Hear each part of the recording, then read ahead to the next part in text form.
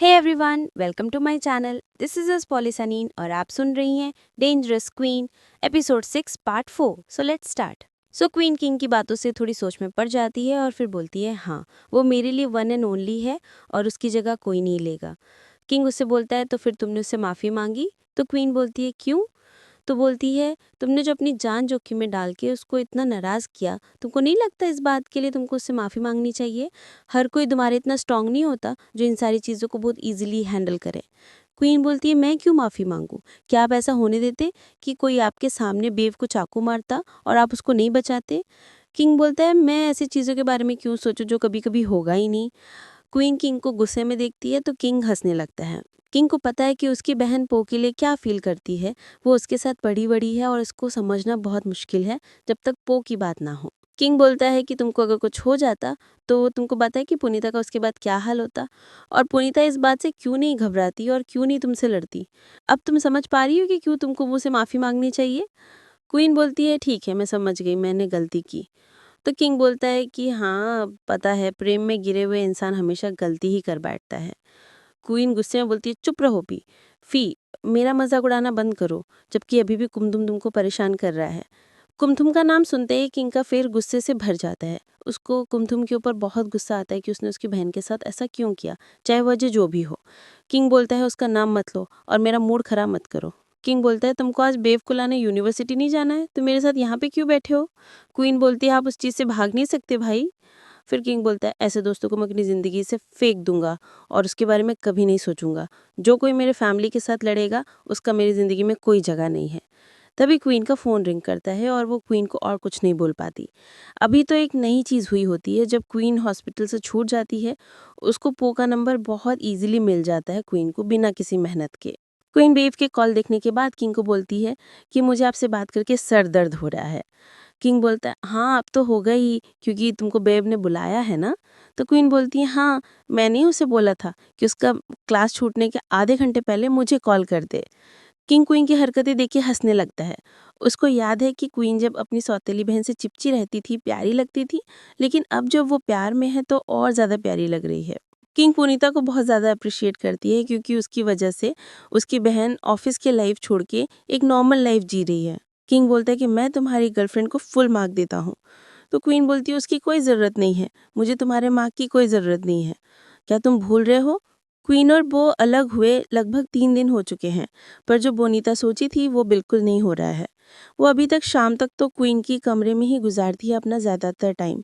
मोनीता को समझ नहीं आ रहा है क्या ये इसलिए है क्योंकि क्वीन बहाना बना के रोकने में एक्सपर्ट है, या फिर वो ज़रूरत से ज़्यादा इमोशनल है। उसको इस बात का चिंता है कि अगर वो रूम छोड़ के गई तो वो आधी रात को भूखी रह जाएगी और देर रात तक काम करती रहेगी और उसका घाव और गहरा हो जाएगा। इससे भी ज़्यादा वो किस बात का डर है कि वो अपनी पिछली लापरवाही फिर से दोहराएगी।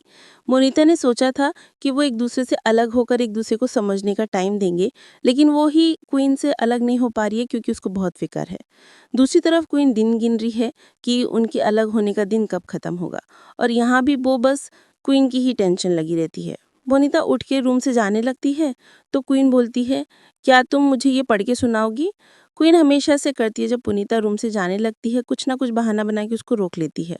वो बोलती है मुझे जाना है। क्वीन बोलती है कल से पहले मुझे बहुत सारे डॉक्यूमेंट में साइन करना है और मैंने अभी तक उनको पढ़ा भी नहीं है। क्वीन अपनी जगह सही है, वो अभी तक सही नहीं हुई है, लेकिन उसके ऊपर कंपनी की बहुत सारी रिस्पॉन्सिबिलिटी है, इसलिए वो बैठ नहीं सकती। उसको कंटिन्यू काम करना होगा और वो बो से भी थोड़ी सी हेल्प मांग रही है। क्वीन बो को बोलती है प्लीज़ मेरी हेल्प कर दो, मुझे ये डॉक्यूमेंट कल डिफरेंट डिपार्टमेंट में हैंड ओवर करना है। अगर मैं ऐसा नहीं की तो मेरे दुश्मन मेरे पीछे पड़ जाएंगे। बोनीता क्वीन को बोलती है आपको पता है आपसे ज़्यादा ना डेंजरस इस दुनिया में कोई नहीं है, और आप जो दिखाती हो ना ये बस एक दिखावा ही है। और मिस क्वीन जहाँ तक मुझे पता है आप चुनौतियों से नहीं डरती, इसलिए आपको आपके दुश्मनों से भी डर नहीं होना चाहिए, उल्टा उन्हें ही मिस क्वीन से सावधान रहना चाहिए। क्वीन बोलती है तो क्या तुम चाहती हो मैं इधर उधर हिलू डुलूं? तुमने तो मुझे कहा था कि मुझे ज़्यादा काम नहीं करना चाहिए, इसीलिए मैं बस हेल्प मांग रही थी।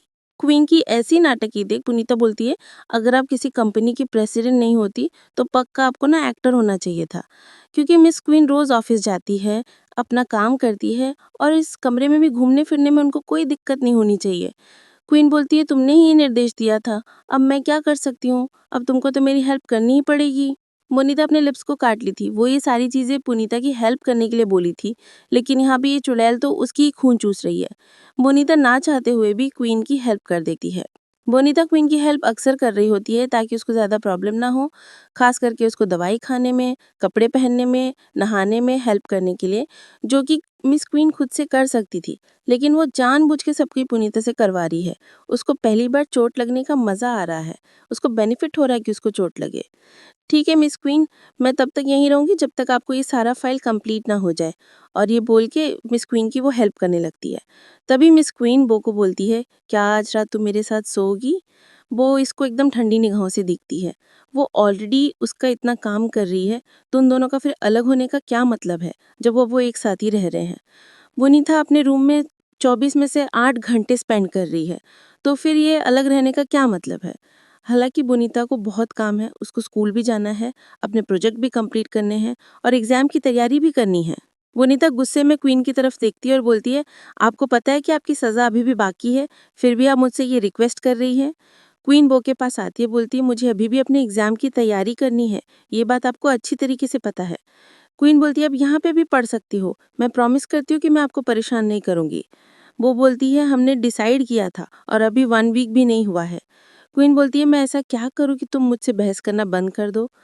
वो बोलती है, सच बोलने की कोशिश करो। मिस क्वीन बोलती है, मुझे तुम्हारी याद आ रही है, आई मिस यू। मैंने पिछले 3 रातें अकेले सो के बिताई है और मेरा मन तुम्हारे बिना बिल्कुल भी नहीं लग रहा है। जब से तुम गई हो, मैं ठीक से सो भी नहीं पाती हूँ। क्या प्लीज़ तुम मेरे साथ आज रात यहाँ रुक जाओगी?